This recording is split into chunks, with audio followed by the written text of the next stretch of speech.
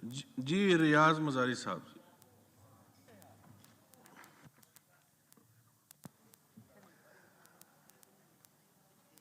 बिस्मिल्लाहिर्रहमानिर्रहीम। ये है तो ये बजट की स्पीच जहाँ मैं काफ़ी अरसे से बैठ के सुन रहा हूँ। ये बजट कम, इमरान खान ज़्यादा मुखालफत स्पीचें हो रही हैं। एक बंदा ने, ख्वाजा साहब ने एक दफ़ा कर दिया जो 9 जो मई में हुआ है, तो उसके बाद किसी को करने की ज़रूरत नहीं थी। हर किसी ने अपने नंबर बढ़ाने के लिए, अपने लीडरान को खुश करने के लिए बस दबादब इमरान खान को जो ख़त्म हो गया था उसको फिर उठा रहे हैं इसी मीडिया के थ्रू या असेंबली के थ्रू। किसी के जो यहाँ ना हो उसके ख़िलाफ़ बात नहीं करनी चाहिए। मेरी सोच तो यही है। और मैं तो यही कहूँगा जिन्होंने ये सियासी तकरीरें की वो एक्सपंज कर दिया जाए। जो उनका जो 10% या 5% था वो रिकॉर्ड में होना चाहिए, बाकी ख़त्म होने चाहिए। मुझे पता नहीं था, मैंने अभी पूछा कि वो मंडे को भी है, तो ज़्यादा मैं उसी वक्त बात करूँगा।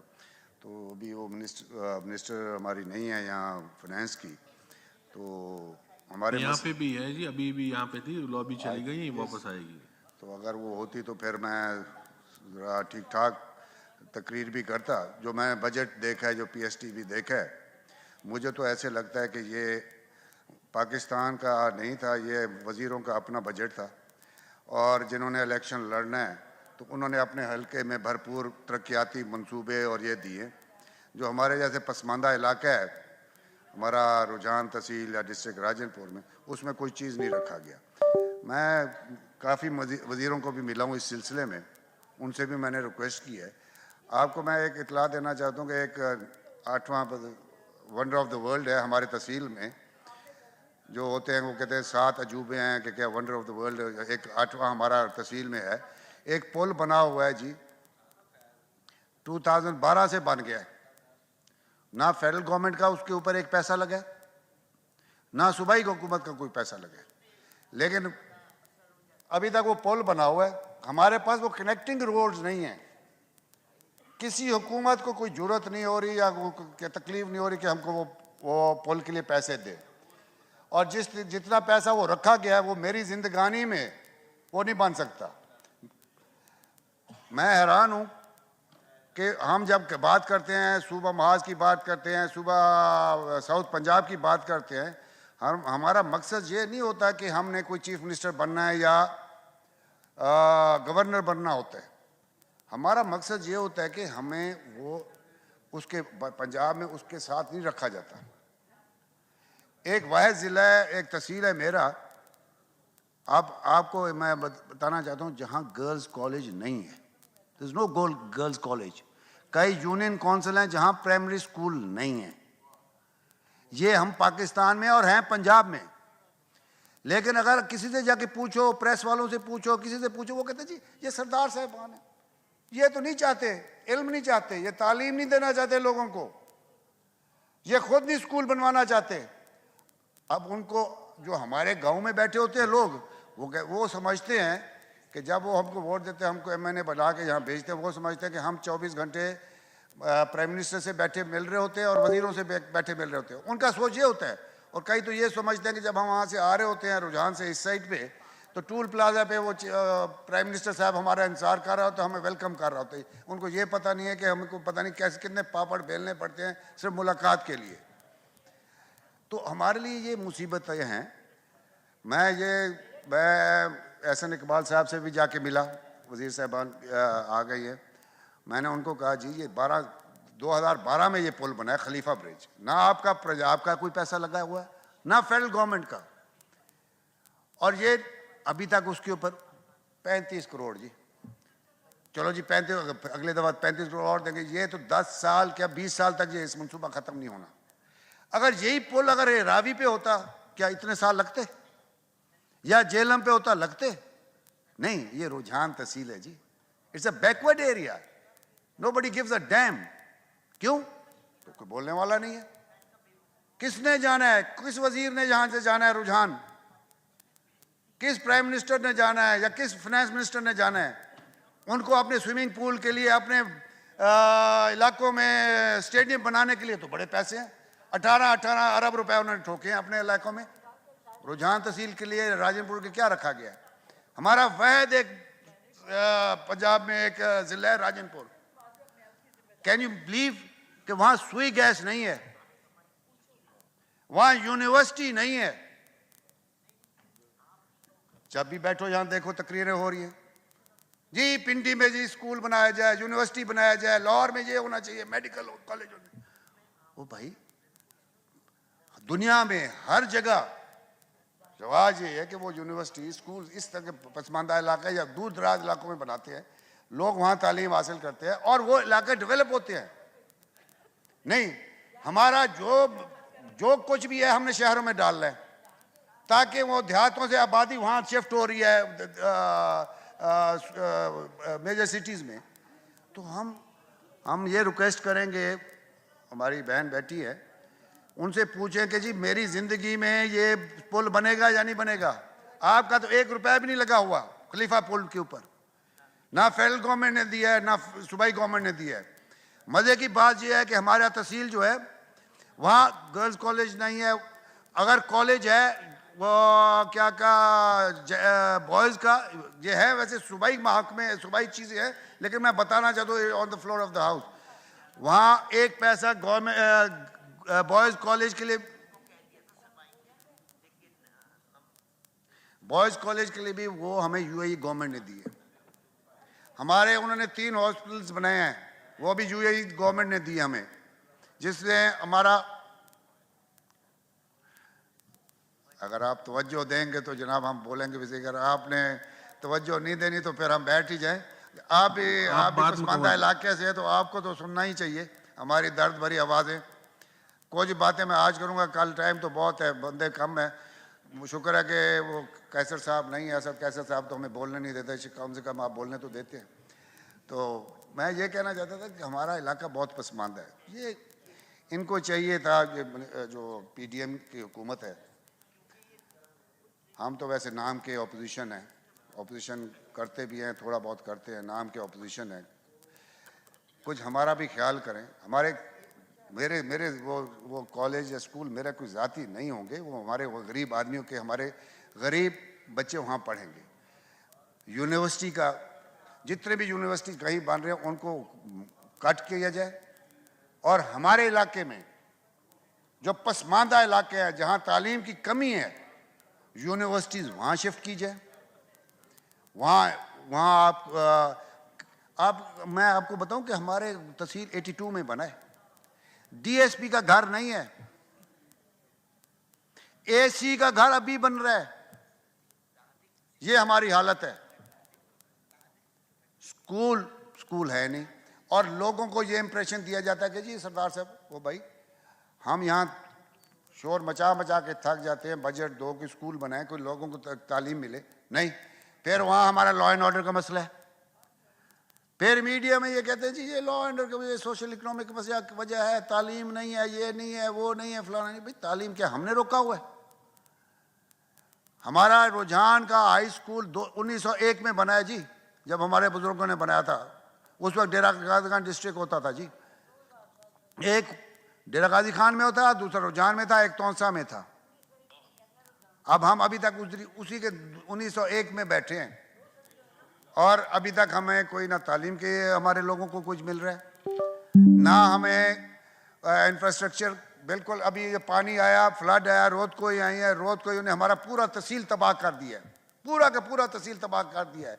कच्ची कनाल हमारे इलाके से गुजरती है 80-90 किलोमीटर, लेकिन हमें पानी नहीं मिलता। जो हमारा पानी का हिस्सा है वो 300 किलोमीटर से आता है तौसा बराज से, और बड़े बड़े सरदार, बड़े बड़े कौमें बैठी हैं, जब हमारे पास पहुंचता है तो वो पानी होता ही नहीं है। तो मेरा अर्ज़ करने का मकसद ये था कि आई होप ये कुछ करें मिनिस्टर साहबान, हमारे लिए कुछ ना कुछ कट मारें।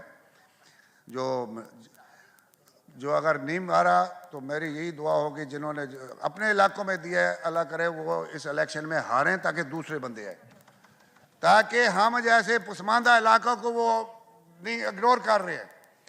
वो सिर्फ अपने मज़े की एक और बड़ी अजीब बात होती है, जब भी अखबार निकालो ये जी ये नौकरी आ रही है फेडरल गवर्नमेंट की, हमारे वहाँ के गरीब अवाम पैसे भरते हैं, एक एक फाइल बनाने के लिए 4-5 हज़ार लगता है, इंटरव्यू के लिए 5 से 10 हज़ार 50 हज़ार रुपया लोग भरते हैं। कोई इस्लामाबाद आता है इंटरव्यू, कोई कराची के लिए जाता है, कोई भावलपुर, कोई डेरा गाजी खान, लेकिन किसी को नौकरी नहीं मिलती। और उनको ये इंप्रेशन दिया जाता है कि जी ये जितने भी एमएन हैं इनके हाथ में नौकरियां हैं। अब उनको क्या बताएं कि भी हमें तो एक चपरासी की नौकरी भी नहीं मिलती, एक चपरासी की नौकरी नहीं मिलती, लेकिन वहाँ ये इंप्रेशन दिया जाता है कि ये जी एमएनएज के हाथ में है नौकरियाँ, ये आपको देंगे। और लोग हज़ारों की तादाद में उनसे मजाक होता है, इश्तिहार दिए जाते हैं, वो यहाँ धक्के खाते हैं, उनको नौकरी नहीं मिलती। और मेरे इतला के मुताबिक, शायद मेरे गलत हो, कि यहाँ अब जो मिनिस्टर बैठे हैं अपने महकमे में धड़ाधड़ नौकरियां दे रहे हैं, लेकिन हमको नहीं बता रहे। और हमारे लोग जो है वहाँ के गरीब लोग, वो हमें कोसते हैं, हमें गालियां देते हैं कि जी आप हमारे लिए बात नहीं करते, हमें नौकरी नहीं देते। अब हम क्या कहें जी, मिन्नत तो हम बड़ी करते हैं वजीरों की, हमें एक नौकरी भी नहीं मिलती, एक चपरासी की नौकरी भी नहीं मिली आज तक। और फिर हम उनके ऊपर मजाक करते हैं, इश्तिहार देते हैं, लोग नाम क्या फेडरल गवर्नमेंट में जी FIA में फलाने महकमे में जी ये नौकरी आई हुई है। वहाँ से हज़ारों की तादाद के लोग नाम क्या एप्लीकेशन भरते हैं और पैसे भरते हैं, 20 से 50 हज़ार रुपया आके नौकरियों के लिए इंटरव्यू, लेकिन होते ही नहीं। तो ये मजाक तो कम से कम ये तो बंद किया जाए। आज मुझे फ़ोन आया कि जी मैपको में पावर डिवीज़न में नौकरियां आ रही। मैंने कहा यार मैं स्टैंडिंग कमेटी में हूँ, मुझे तो पता नहीं आपको किसने बताया? पता नहीं अखबार वाले खुद देते हैं या पता नहीं कोई मसला होता है क्या नहीं होता। तो कम से कम वो गरीब लोगों से मजाक तो बंद किया जाए, ये इश्तिहार तो बंद करें। प्राइम मिनिस्टर साहब से मेरी बात हुई, मैंने कहा जनाब कोई नौकरी हमारे पसमानदा इलाका है उधर दे। तो कहते जी हमारे पास अभी सिस्टम नहीं है, पैसे नहीं है, अल्लाह करेगा जैसे आएगा तो हम करेंगे। हमारा एक वह तहसील है, उधर एक DSP भी नहीं है, एक इंस्पेक्टर नहीं है हमारे तहसील में, हमारे तहसील का। बाकी तो छोड़ो, नौकरियां होती हैं तो हमारे तहसील में नहीं मिलती। हमारे से जुल्म क्या हुआ कि जब ये इलेक्शन हुआ मोहसिन लगारी साहब का, PTI का उम्मीदवार था, परवेज इलाही साहब उस वक्त चीफ मिनिस्टर थे, हमारे तहसील की नौकरियां जामपुर तहसील में दी गई। क्या वहां गरीब लोग नहीं थे? जो इलेक्शन करे, वो जो पार्टी का हो, वो उधर के उस तहसील के उस जगह की नौकरियां किसी और को देते हैं। हम इसके बिल्कुल मुखालिफ हैं। भाई आप हमारी तहसील में जो हमारी नौकरियां, भाई मुझे ना दो अगर मेरी शक्ल पसंद नहीं, जो हमारे मुखालिफ हैं उनको, वो जो हमें वोट नहीं दिया, क्या वो गरीब नहीं है? चलो हमको ना दो, उनको तो दो, कम से कम हमारी तहसील में तो नौकरी है, बेरोजगारी तो खत्म हो। आज वो हमारे से नाराज है, कल हमारे होंगे, वो हमारे होते हैं, हमारा कौम है, बच्चे हैं वो, चाहे हमारे जो मुखालिफ हो हमारे से नाराज होते हैं, कभी हमारे साथ होते हैं, कभी हमारे से मुखालिफ, लेकिन कुछ ना कुछ तो होना चाहिए। ये मजाक तो बंद हो। बेरोजगारी हमारे पास, पानी हमारे पास नहीं, लॉ एंड ऑर्डर हमारे पास नहीं, इंफ्रास्ट्रक्चर हमारे पास नहीं। जब बजट पे आते हैं, बात करते हैं तो नाराज हो जाते हैं। और जुल्म यह है कि जिस पार्टी के साथ हम मुंसलिक हो जाते हैं, अगर उस पार्टी को सपोर्ट ना करो, बजट में उसको सपोर्ट ना करो, तो आप उनके खिलाफ वोट दो तो जी हम लोटा बन जाते हैं। अगर वो खुशकिस्मती या बदकिस्मती हमारी पार्टी का कोई वजीर आला बन जाए, वजीर आजम बन जाए, अगर वो आपको टाइम ना दे, आप उससे नाराज हो जाए, तो फिर आप लोटे बन जाते हैं।